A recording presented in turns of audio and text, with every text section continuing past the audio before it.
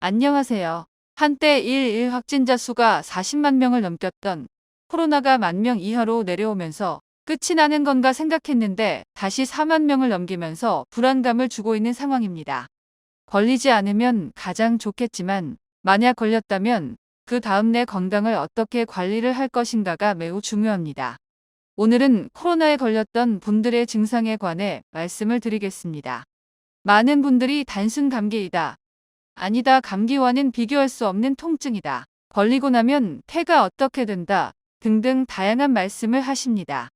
한 60대 남성의 사례입니다. 코로나 걸렸던 김모 씨는 일주일 전에 코로나 양성 판정을 받아서 격리를 하셨습니다. 그리고 기간이 지나 격리 해제가 되었습니다. 그런데 격리 해제가 되고 난 다음에도 가슴이 계속 불편하셨다고 합니다. 말로 표현할 수 없는 불편함이 계속되었다고 하네요. 코로나 걸렸을 때의 증상은 보통의 감기 증상과 다르지 않으셨답니다. 열이 나고 머리가 아프고 기침과 가래 등으로 불편하셨답니다. 그런 증상들은 다 나은 것 같은데 가슴에 통증이 계속 남아 있었다고 합니다. 그래서 김모 씨는 병원에서 흉부 엑스레이 검사와 심전도 검사를 받았습니다. 심전도는 정상이었는데 엑스레이 결과 양쪽 폐에 침윤이 보였다고 합니다. 침윤은 염증이나 악성 종양 따위가 번져 인접한 조직이나 세포에 침입하는 일을 말합니다. 그래서 담당 의사는 환자에게 CT 촬영을 권합니다. CT 촬영을 해보니 간유리 음영이 보였다고 합니다. 결과는 폐렴이었다고 합니다. 격리 해제가 되었다고 해서 몸이 완전히 회복된 상태가 아니란 말입니다. 7일이 지나 자동적으로 격리 해제가 된 것은 행정적으로 해제가 된 것이지 의학적으로 몸이 회복된 상태가 아니란 이야기입니다. 많은 사람들이 7일이 지나면 고열, 두통, 기침, 가래 등의 증상이 사라지지만 몸에는 후유증들이 남아있다는 이야기입니다. 그리고 일부의 사람들은 앞에서 말씀드린 사례처럼 경증 또는 중증 폐렴으로 갈 수도 있는 겁니다.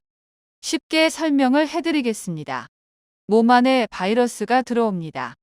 그럼 바로 증상이 나타날까요? 아닙니다. 바이러스들이 분열을 합니다. 각자의 위치로 하고 읊치면서 몸 안 곳곳을 다니면서 장악을 하기 시작합니다. 그렇게 하면 몸 안에서 면역 반응이 나타나면서 증상이 나타나기 시작합니다. 그게 바로 잠복기입니다. 어제 코로나 환자를 접촉했다고 오늘 바로 증상이 나타나지 않는 이유가 바로 이것 때문입니다. 이것은 사람마다 다릅니다. 짧게는 2에서 3일, 길게는 5에서 7일이 걸릴 수도 있는 겁니다. 길게는 2주까지 가는 경우도 있다고 합니다. 확진자를 접촉을 해서 검사를 받았는데 바로 증상이 나오지 않다가 격리 해제가 된 후에 증상이 나올 수도 있는 겁니다. 그렇기 때문에 여러분들이 조심하셔야 하는 것은 7일이 지나서 격리 해제가 되었다고 코로나를 다 나은 것이 아니란 말씀입니다. 그렇기 때문에 똑똑 시니어 TV의 이 영상을 보고 계신 시청자 여러분들은 7일이 지났다고 해서 난 코로나 다 나았어라고 생각하지 마시고 증상이 나타나면 병원에 가셔서 진료를 받으셔야 합니다.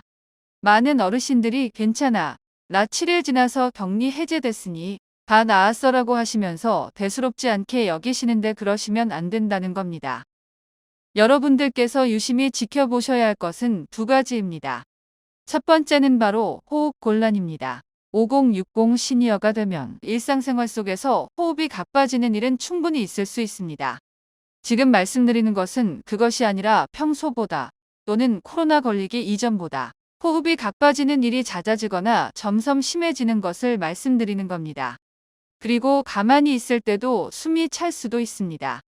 그럴 때는 괜찮아, 나이 먹으면 다 그렇지라고 대수롭게 여기지 마시고 꼭 진료를 받으셔야 합니다. 혼자 속으로 생각하지 마시고 배우자나 자녀, 친구 또는 지인들에게 꼭 말씀을 해주셔야 합니다. 두 번째는 가슴 쪽 불편함입니다. 이건 역시도 대수롭지 않게 생각하실 수 있습니다. 한때 유행했던 광고 기억하십니까? 남자한테 참 좋은데 설명할 방법이 없네.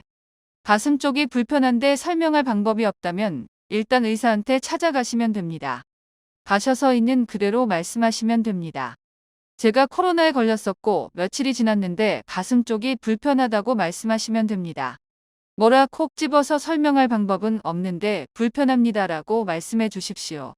항상 불편하지 않을 수도 있습니다. 어제 밥 먹을 때는 괜찮았다가 오늘 불편할 수도 있고 어제 계단 오를 때는 괜찮았는데 오늘은 안 괜찮을 수도 있습니다. 매일 다니던 뒷산인데 멀쩡하다가 갑자기 오늘 불편할 수도 있습니다. 그러다가 잠깐 쉬었더니 괜찮다고 넘어가지 마시고 병원에 가셔서 진료를 받아보셔야 합니다. 숨을 얕게 쉴 때는 괜찮다가 깊게 쉴 때 불편한 분도 있고 그 반대인 분도 있을 수 있습니다.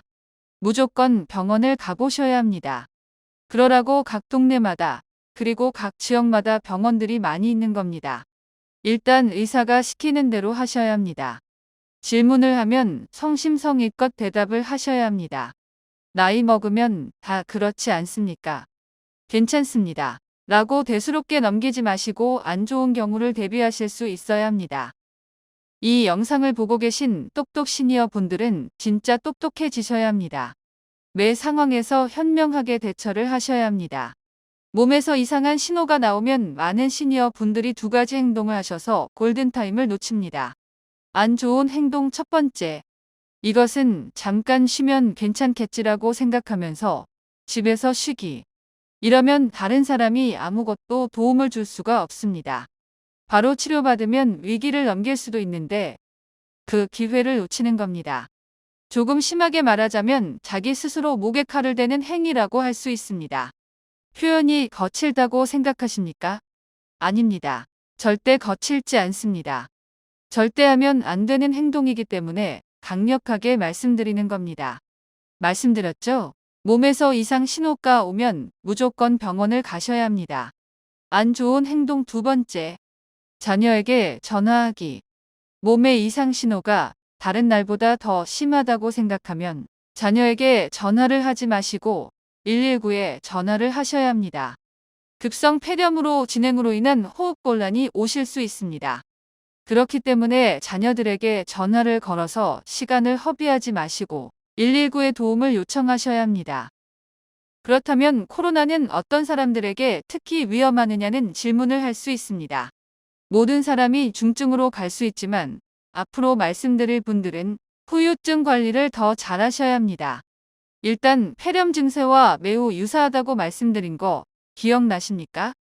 흡연을 하시는 분들은 더 위험합니다.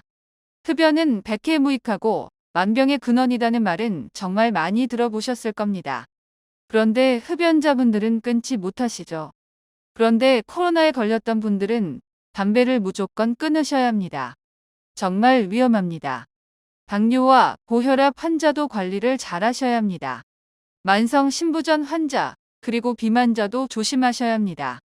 왜냐하면 살이 쪄서 뱃살이 늘어나 있으면 횡격막을 위로 올리게 되고 그래서 숨을 쉬기가 힘들어집니다. 원래도 숨 쉬는 것이 마른 사람보다 힘들었는데 코로나로 인해 호흡 능력이 떨어지면 이것이 위험해질 수도 있습니다. 그렇기 때문에 비만자도 관리를 하셔야 합니다. 지금까지 코로나 걸렸던 또는 아직은 걸리지 않았지만 앞으로 걸릴 수 있는 우리 시니어 분들이 건강관리를 어떻게 해야 하는지에 대해 알아보았습니다. 격리 해제가 되었다고 해서 내 몸이 완전히 회복된 것이 아니다. 그리고 모든 사람이 관리를 잘해야겠지만 특별히 어떤 분들이 관리를 하셔야 하는지에 대해서도 알아보았습니다. 단순 감기처럼 가볍게 지나간 분들도 방심하시면 안 됩니다. 한 번 망가진 우리 몸은 쉽게 회복되지 않습니다. 술과 담배 끊으시고 운동을 하면서 몸 관리를 하시고 그리고 몸에서 나타나는 이상 신호에 관심을 기울이셔야 합니다. 오늘 영상에서 말씀드렸던 내용을 잘 기억하셔서 앞으로도 건강생활 잘하시길 바라며 주변 지인분들에게도 이 영상을 널리 퍼뜨려 주시면 좋겠습니다. 혼자 건강하지 말고 모두 함께 건강할 수 있는 날이 오면 좋겠습니다. 오늘 영상이 조금이라도 도움이 되셨다면 구독과 좋아요, 알림 설정 부탁드립니다. 여러분의 작은 노력이 저희에게 큰 힘이 됩니다. 건강하고 부유하고 똑똑한 시니어가 되는 그날까지 똑똑시니어TV가 함께하겠습니다. 감사합니다.